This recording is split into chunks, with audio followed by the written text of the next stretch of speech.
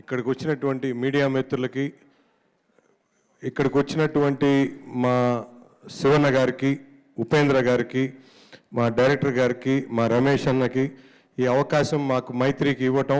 మేము already cinema చూశాను. So ఇందాక రివ్యూ చెప్పినట్టుగా యాస్టీస్గా అట్లనే ఉంటుంది. ఫస్ట్ హాఫ్ కొంచెం స్టోరీ మీద వెళ్తుంది, బట్ ఒక్కసారి ఇంటర్వెల్ బ్లాక్ అంటే మనం ఇప్పుడు దాకా ఉపేంద్ర గారిని ఎలా చూసామో ఉపేంద్ర గారి ఆ స్టైల్ అంటే ఆయన నుంచి జనాలు ఇంతవరకు ఏమి ఇష్టపడ్డారో అంతకు మించి ఉంటుంది ఉపేంద్ర గారిది. అట్టని శివన్న గారు సార్ జైలర్ తర్వాత అప్పుడే తెలుగు వాళ్ళకి బాగా దగ్గర అయ్యారు, బట్ ఈ సినిమా ఇంకా దగ్గర అవుతారు సార్. తప్పకుండా మీ క్లైమాక్స్ కానీ ప్రతి సీన్ మీది హై ఉంటుంది.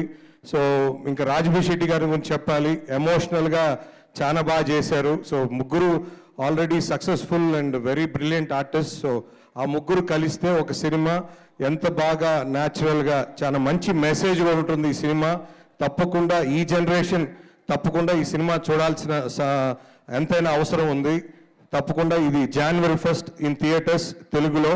సో తప్పకుండా ఈ సినిమా ప్రతి ఒక్కరు January 1st ఈ సినిమా చూసి ప్రతి ఒక్కరు ఆ ఇయర్ కొత్త రెజల్యూషన్ ఫాలో అవుతారు. తప్పకుండా ఈ అవకాశం ఇచ్చిన ప్రతి ఒక్కరికి ఈ ధన్యవాదాలు తెలుపుకుంటూ థ్యాంక్స్ అండి.